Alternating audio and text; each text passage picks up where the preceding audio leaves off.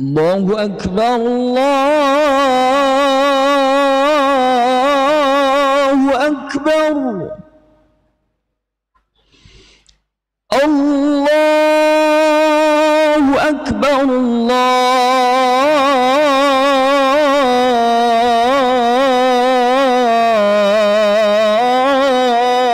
الله أكبر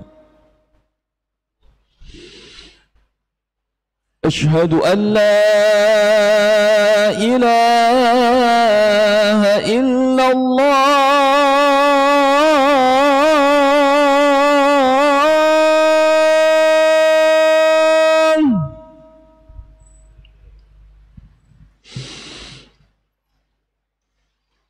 أشهد أن لا إله إلا الله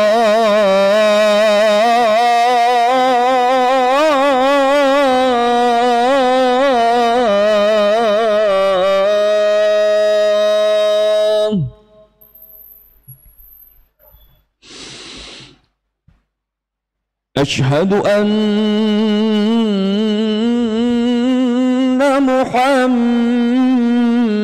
محمدًا رسول الله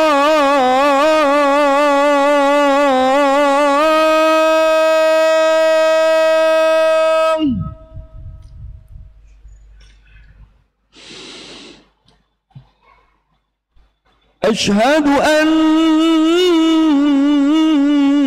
محمدًا رسول الله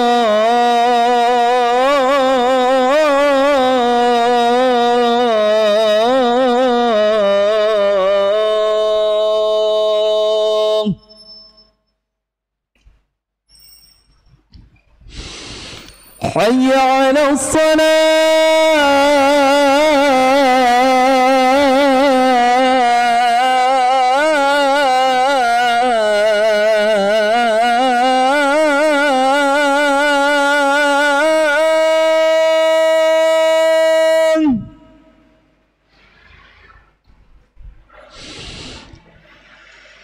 حي على الصلاة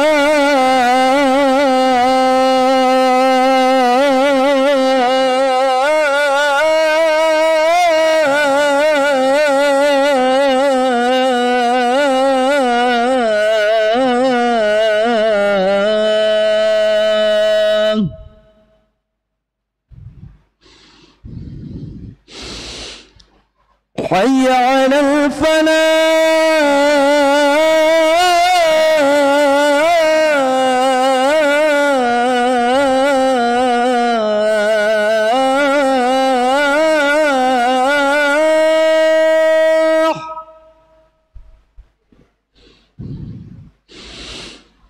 حي على الفلاح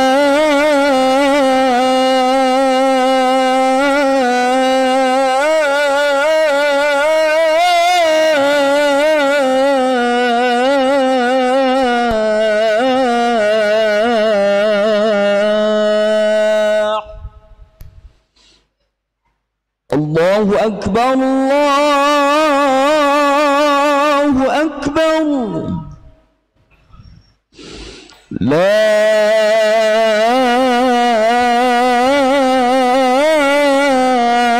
إله إلا الله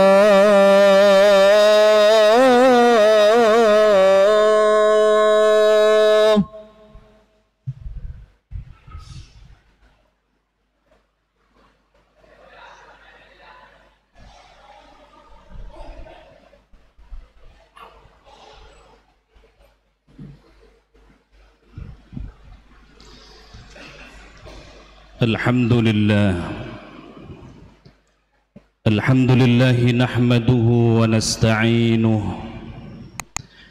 ونعوذ بالله من شرور أنفسنا ومن سيئات أعمالنا من يهده الله فلا مضل له ومن يضلل فلا هادي له أشهد أن لا إله إلا الله وأشهد أن محمدًا عبده ورسوله لا نبي ولا رسول بعده.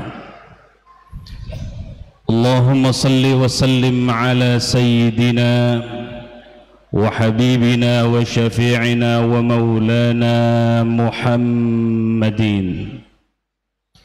وعلى آله وصحبه أجمعين.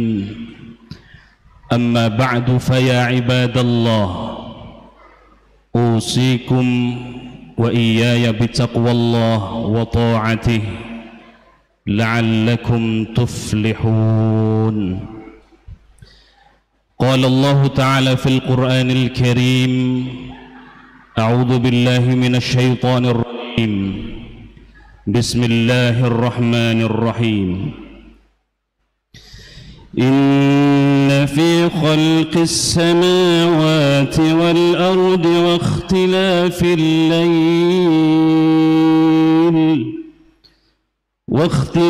الليل والنهار لآيات لأولي الألباب.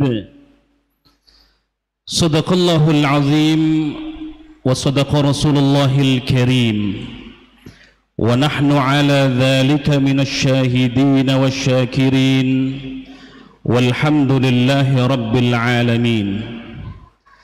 Hadirin ma'asyiral muslimin, sidang Jumat Jamaah Masjid Fathullah UIN Syarif Hidayatullah Jakarta yang dimuliakan Allah.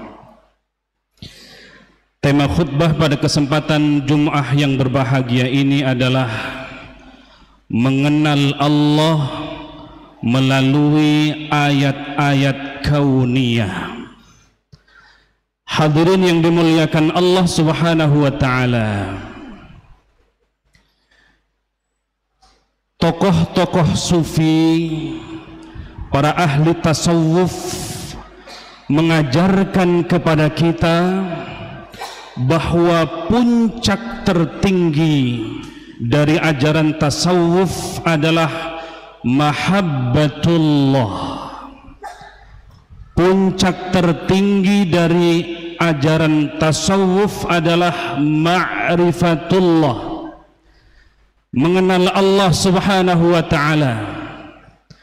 Bagaimana mungkin kita sebagai hamba-hamba Allah yang baik, yang amal-amalnya akan diterima oleh Allah, sementara kita belum mengenal Allah Subhanahu wa ta'ala? Maka di sini posisi penting ma'rifatullah.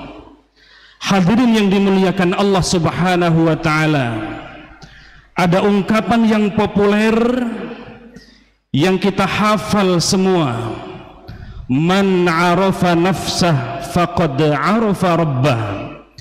Siapa yang mengenal dirinya, maka dia akan mengenal Tuhannya, yakni Allah Subhanahu wa ta'ala.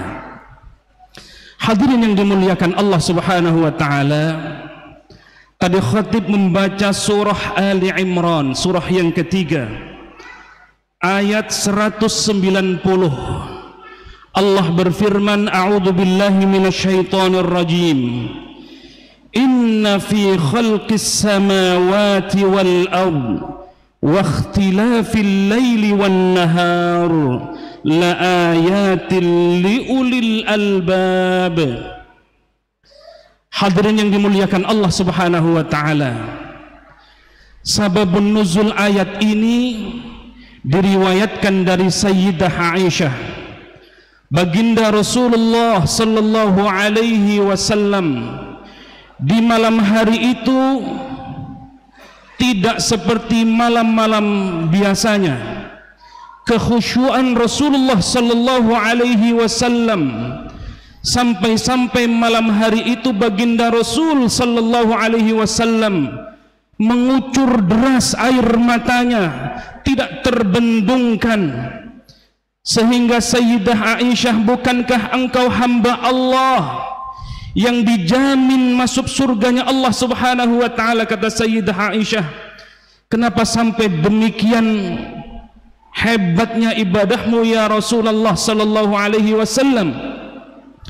Apa jawab Rasulullah sallallahu alaihi wasallam? Bukankah model begini ini adalah termasuk hamba-hamba yang bersyukur kepada Allah Subhanahu wa taala? Perhatikan yang hadirin yang dimuliakan Allah Subhanahu wa taala. Kita tidak ada jaminan masuk surganya Allah Subhanahu wa taala, tetapi ibadahnya bisa jadi jauh kurang seperti baginda Rasulullah sallallahu alaihi wasallam. Baginda Nabi yang dijamin masuk surga, tetapi ibadahnya jauh melampaui dari kita hadirin yang dimuliakan Allah Subhanahu wa taala. Di setiap malamnya tidak pernah meninggalkan tahajudnya.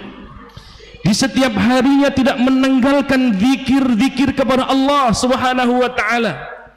Di malam hari itu baginda Rasulullah sallallahu alaihi wasallam bercucuran air matanya sampai di waktu pagi, di waktu fajar, sampai-sampai Bilal bertanya, "Ya Rasulullah, kenapa engkau begitu bersedih?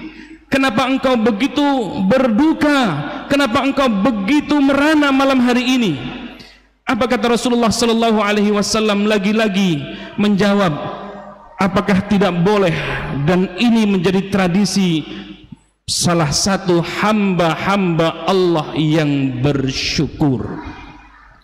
Jadi bentuk rasa syukur kita kepada Allah hadirin yang dimuliakan Allah Subhanahu wa taala, memanfaatkan seluruh potensi yang ada pada diri kita, yang Allah berikan kepada kita, kesehatan, jabatan, kedudukan, harta, semuanya dipakai untuk kepentingan ibadah kepada Allah Subhanahu wa taala. Di malam hari itu Rasulullah sallallahu alaihi wasallam begitu terguncang hatinya karena turunnya ayat ini hadirin yang dimuliakan Allah Subhanahu wa taala, sehingga terus muhasabah diri, memikirkan apa yang terkandung di dalam ayat ini. Inna fi khalqis samawati wal ard, sungguh dalam penciptaan langit dan bumi, wa ikhtilafil laili wan nahar, pergantian malam dan siang, siang dan malam, penciptaan Allah Subhanahu wa taala yang begitu dahsyat luar biasa ini. La ayatil liulil albab, dipergunakan untuk orang-orang yang berfikir, biar kita berfikir betapa ayat-ayat Allah Subhanahu wa taala berupa ayat-ayat kauniyah ini merupakan cerminan perwujudan dari Allah Subhanahu wa taala.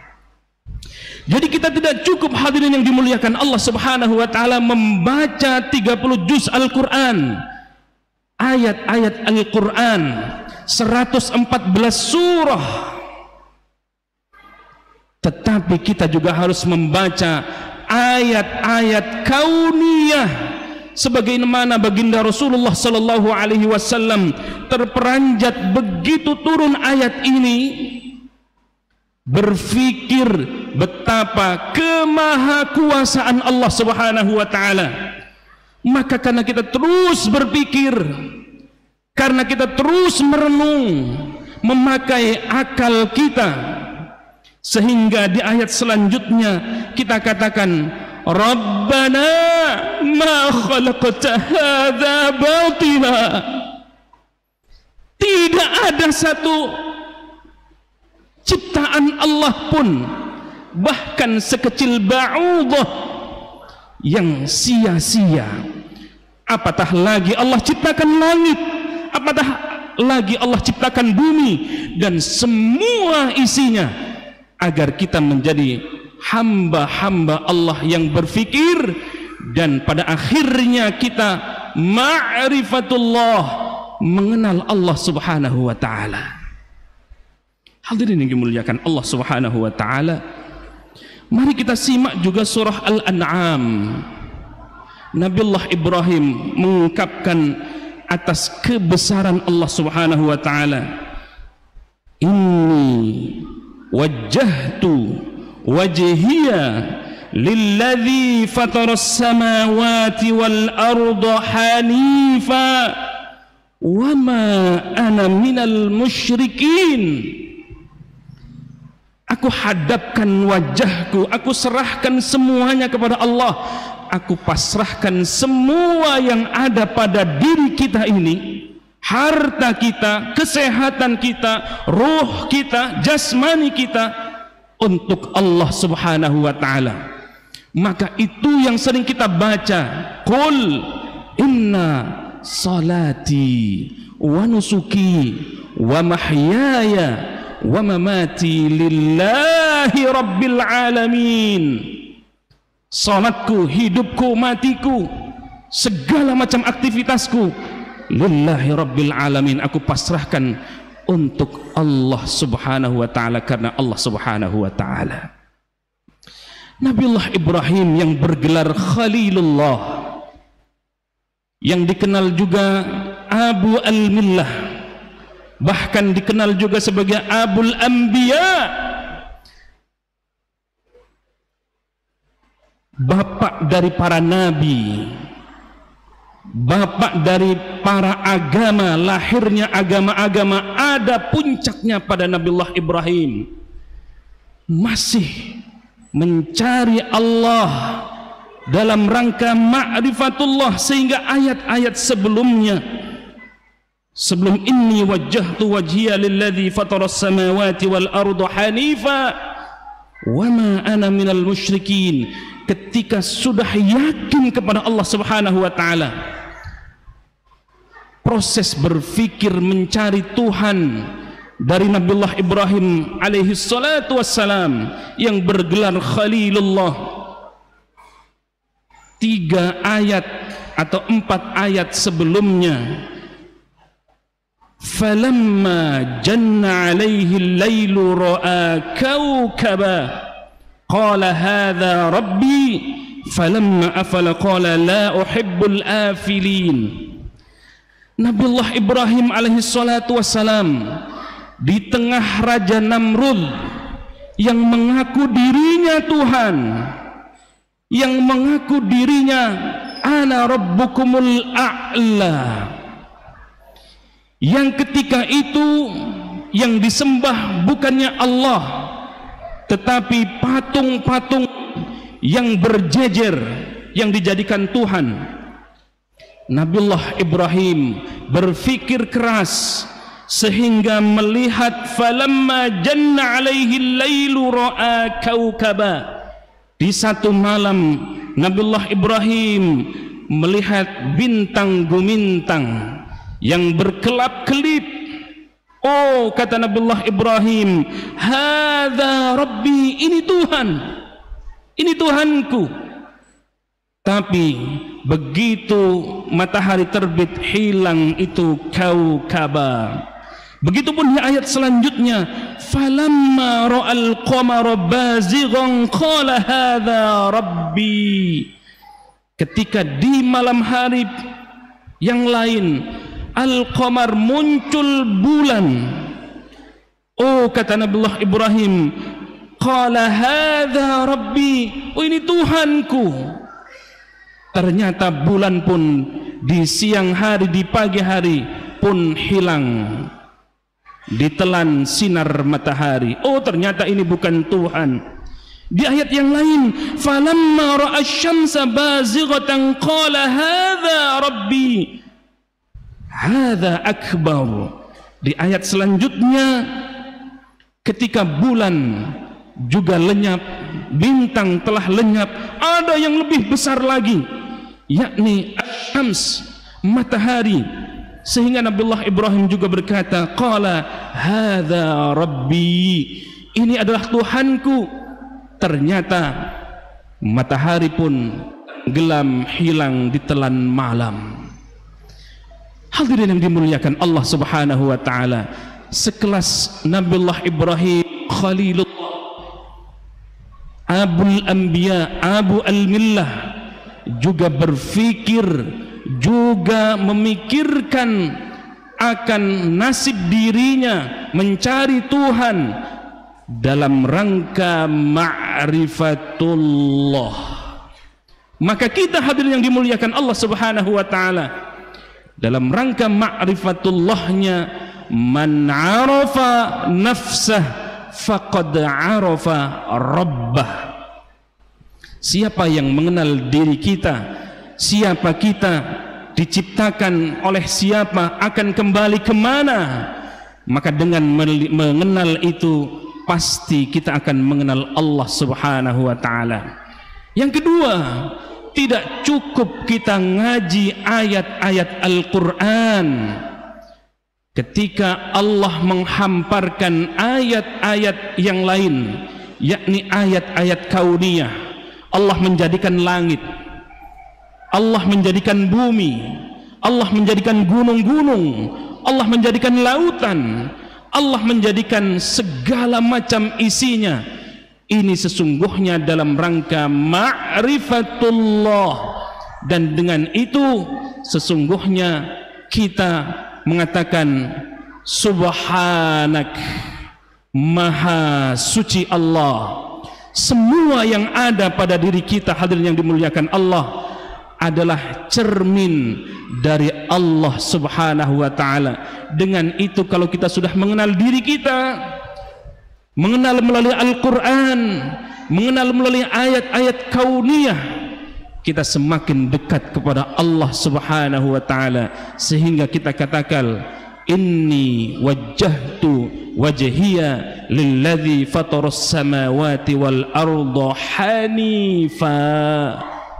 Kita katakan juga qul inna salati wa nusuki wa mahyaya wa mamati lillahi rabbil alamin. Kita pasrahkan semuanya untuk Allah. Maka orientasi kita kalau sudah begini, orientasi kita adalah bukan hanya duniawi, karena dunia itu hanya kendaraan menuju ukhrawi. Mudah-mudahan apa yang khatib sampaikan bermanfaat buat kita semua, sehingga kita kembali mengenal Allah Subhanahu wa taala, memperdalam, dan tentu kita juga belajar dari ayat-ayat kauniyah yang Allah hamparkan yang kita lihat di dunia ini. Barakallahu li wa lakum fil Qur'anil azim, wa nafa'ani wa iyyakum bima fihi minal ayati wadh-dhikril hakim, wa taqabbala minni wa minkum tilawatahu innahu wal ghafurur rahim.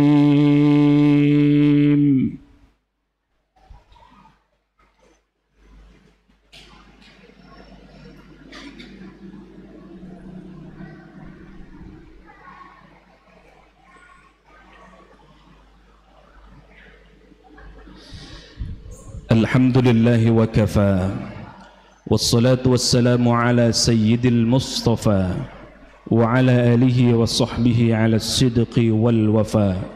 Ashhadu an la ilaha illallah wa ashhadu anna muhammadan abduhu wa rasuluh la nabiyya wa la rasula ba'da. Allahumma salli wa sallim ala sayyidina wa habibina wa syafi'ina wa maulana Muhammadin وعلى آله وصحبه أجمعين. أما بعد فيا عباد الله أوصيكم ونفسي بتقوى الله وطاعته لعلكم تفلحون. قال تعالى يا أيها الذين آمنوا اتقوا الله حق تقاته ولا تموتن إلا وأنتم مسلمون. إن الله وملائكته يصلون على النبي يا أيها الذين آمنوا صلوا عليه وسلموا تسليما. اللهم صل على محمد وعلى آل محمد كما صليت على إبراهيم وعلى آل إبراهيم وبارك على محمد وعلى آل محمد كما باركت على إبراهيم وعلى آل إبراهيم في العالمين إنك حميد مجيد. اللهم اغفر للمؤمنين والمؤمنات والمسلمين والمسلمات الأحياء منهم والأموات إنك سميع قريب مجيب الدعوات ويا قاضي الحاجات. اللهم عفو كريم تحب العفو فاعف عنا يا كريم. اللهم إنا نسألك رضاك والجنة ونعوذ بك من سخطك والنار. ربنا هب لنا من أزواجنا وذرياتنا قرة أعين واجعلنا للمتقين إماما. ربنا هب لنا من أزواجنا وذرياتنا قرة أعين واجعلنا للمتقين إماما. ربنا ظلمنا أنفسنا وإن لم تغفر لنا وترحمنا لنكونن من الخاسرين. ربنا آتنا في الدنيا حسنة وفي الآخرة حسنة وقنا عذاب النار.